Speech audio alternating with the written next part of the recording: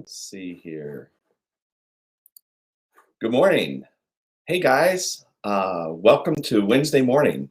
I'm excited to be on here live with you, just talking about marriage and all things life and relationships.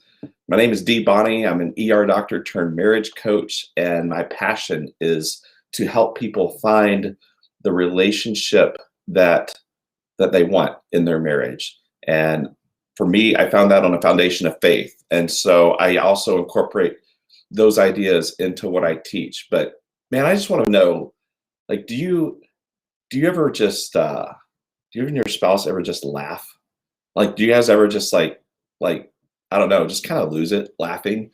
This morning, just a few minutes ago, I was informed by Megan that she actually could reproduce essentially my entire morning routine, like how I go through the bathroom, my motions when I shower, how I put on my deodorant. Like, she basically has studied me, and so I think she could probably do a pretty good job. But man, I just want to tell you, like, when you get your relationship going in such a way that you guys actually like enjoy one another and you're excited to see each other every day, that's a game changer. I want to talk a little bit about what that looks like and how we ever even got to that point. I came across this quote by Martin Luther that I want to read to you. He says, "I have held many things in my hands, and I have lost them all. But whatever I have placed in God's hands, that I still possess."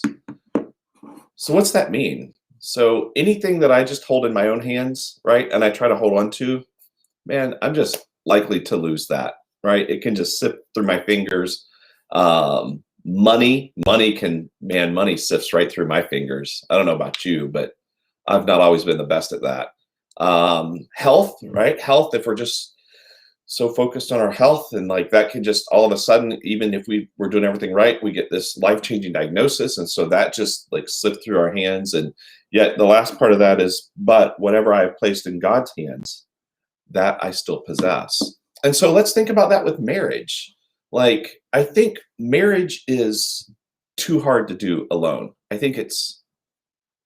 don't know, man. I found it impossible to do it well by myself or just with my spouse. Obviously, I wasn't just married to myself. But, for us, the game changer was when we actually stopped trying to do marriage our way, when we stopped trying to just control every little aspect, right? And we instead actually put our marriage into God's hands. We just said, "Hey, God, I want you to like take my life and my health, take my finances, take my sexuality, take my children. Like, I just trust all of it to you."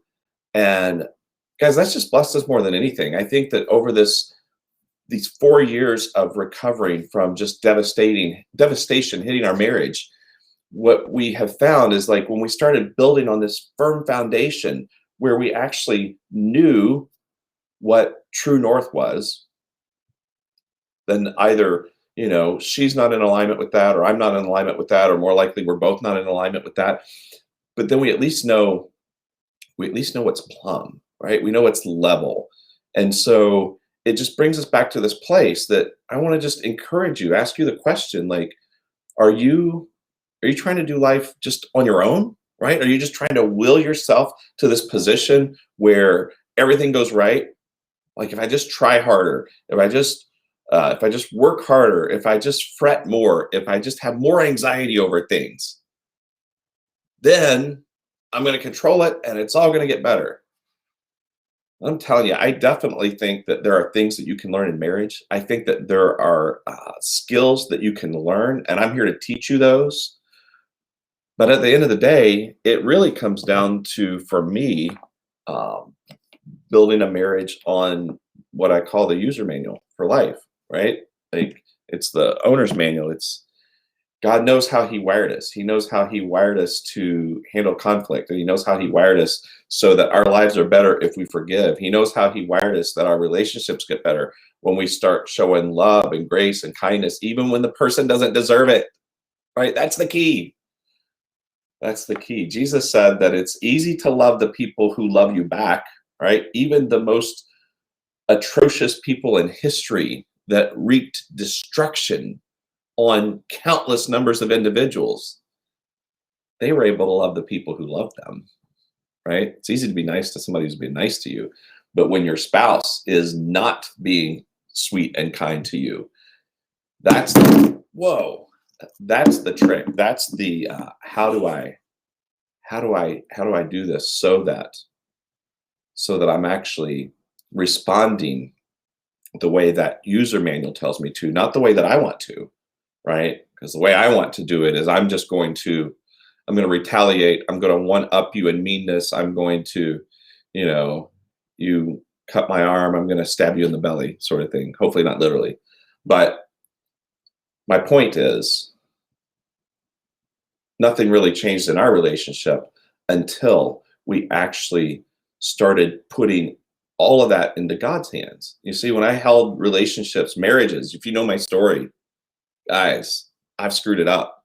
When I held those things in my hand and I tried to do it with just my will and might and my own desires in the moment, it didn't work out so well. But when Megan and I 4 years ago found ourselves face down in the dirt of life, right, kind of at our bottom, man, rock bottom, and all we could do was reach up, right? We couldn't reach down. We were at our bottom. And so all we could do was reach up. And yet it felt like God's hand was there the whole time, just going, hey, are you ready to start doing things my way, maybe? And finally we're like, yes, I'm tapping out, right? An MMA fight, I'm tapping out. I can't take it. I'm getting choked by life, by my own poor decisions. So what's that quote by Martin Luther mean to you? I'm going to read it one more time here.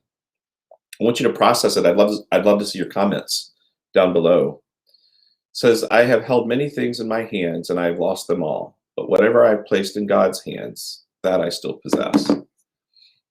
I think part of that comes down to like putting into God's hands those things that are really important, right? Like relationships, like marriages, like kindness to neighbors or meeting someone's need that is suffering. So spending time with somebody or giving them some money or using your talents to help them without needing anything in return, right? Those things that are near and dear to me is I pursue them just because I want to bring value and goodness to the world, right? Those are things that I'm going to keep hold of, the things that are really important. Cars, and it doesn't matter. They're gonna screw up. My transmission went out this year. That's no fun. So what about you? What are you going to do in your marriage today? What's going to change so that you can show that you're not trying to do all this on your own, that you are willing to incorporate the help of God, that you are willing to surround yourself with some people that can speak truth to you, right? I mean, hopefully what I teach you helps, but find other people, get some books, go read Boundaries in Marriage, go read Love and Respect, like go read The Love Dare, implement that. Do these things that are going to move the needle in your relationship. Because guys, you want to have a spouse that studies you so much that she could replicate your morning routine if you work home. Like that's love. Be a student of one another, right? You were when you were dating, man, you try to learn everything that you could. And now the honeymoon's over and you're just like, you're settled in. And I've been there. So I'm not judging you, but don't stay there, right? There's too much to life.